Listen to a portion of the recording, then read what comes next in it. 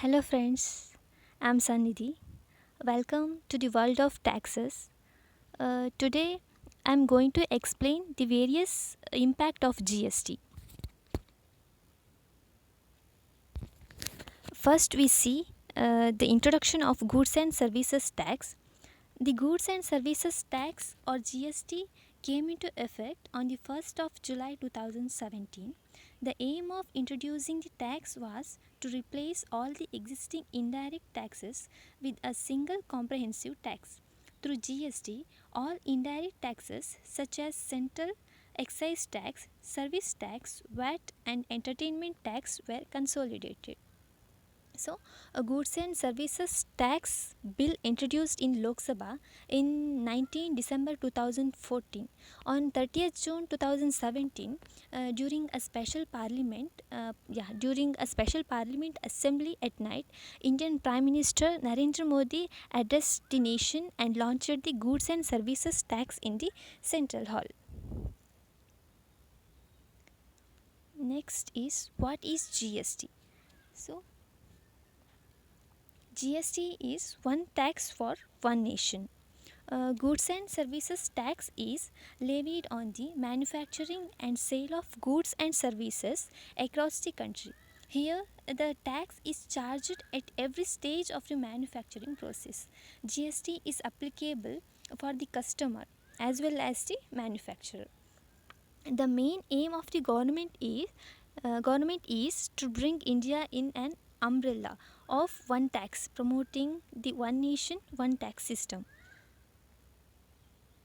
Next is GST in detail. GST is a comprehensive indirect tax levy on manufacture, sale, and consumption of goods as well as services. At the national level, it will replace all indirect taxes levied on goods and services by states and central. Businesses are required to obtain a GST identification number in every state they are registered. So GST is a destination based tax. It means goods and services tax is collected at the point of consumption. For example, if a product is manufactured in Bihar and is sold in Bhopal, that tax will be levied in Bhopal. So it is a destination based tax. Yeah, it is the motto of GST. The motto of GST is one nation, one tax, one market. Uh, Goods and services tax is one indirect tax for the whole nation. Which will make India one unified common market. Goods and services tax is a single tax on the supply of goods and services, right from the manufacturer to the consumer. Next is the various types of GST. There are four types in GST, like CGST, SGST, IGST, and UTGST. In that first one, CGST. Central Goods and Services Tax is referred as CGST, applicable on supplies within the state. So, if sale takes place within the states, then here CGST is applicable. Tax collected will be shared to center. Revenue collected under CGST is belong to the central government. And next one is SGST. A state GST is referred as SGST, applicable on supplies within the state. Revenue collected under SGST is belongs to the state government. And next is IGST, integrated GST, referred as IGST, applicable on interstate and import transactions. Here, revenue collected under IGST is belongs to both central and state government. And last one is UTGST. Union Territory GST is referred as UTGST, applicable on supplies within the Union Territory. Here, the revenue collected will be shared to state government. And next is the impact of GST. After the enforcement of GST, many sectors face some positive effects as well as negative effects. The enforcement of the tax was for the long term benefit. There are few sectors that received an immediate benefit from the implementation of GST. So it is very important to know how and whom how and whom to whom the GST had impacted. So in that first one, impact of GST on Indian economy. Goods and services tax is extremely useful for the economy of India for a long term basis. The reason for the benefit of the GST is due to the uniformity of taxes. It merges all the indirect taxes which was prevailing in India during the value added tax. So goods and services tax helps the business sector to grow and to become strong. To grow and to become strong by bringing transparency. When the business sector will flourish, it will help in creating further employment, which will ultimately lead to reducing the burden of the tax. And next one is impact of GST on real estate.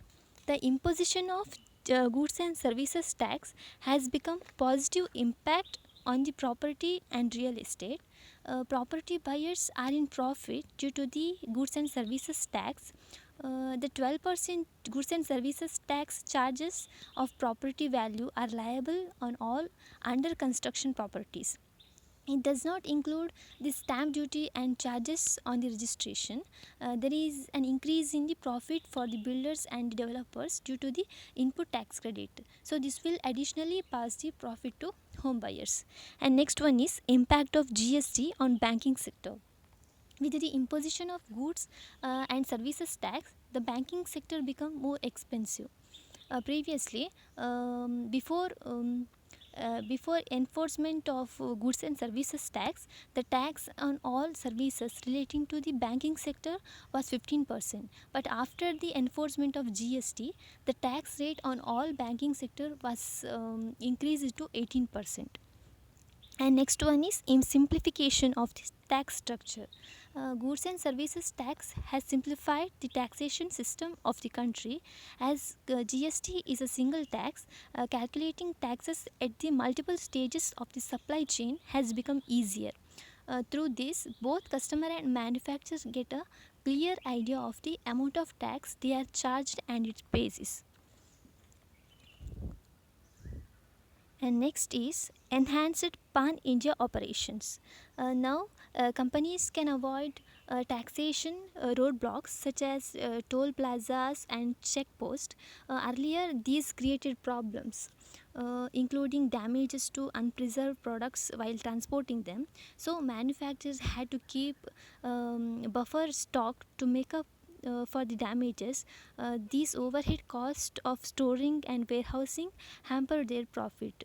But GST reduced these problems, so they can now transport their goods easily across India. This has resulted in the improvement of their pan India operations. And last one is impact of GST on exports. When GST was introduced in India, it relaxed export tax. A relaxation of tax on the export helped in decreasing the product cost.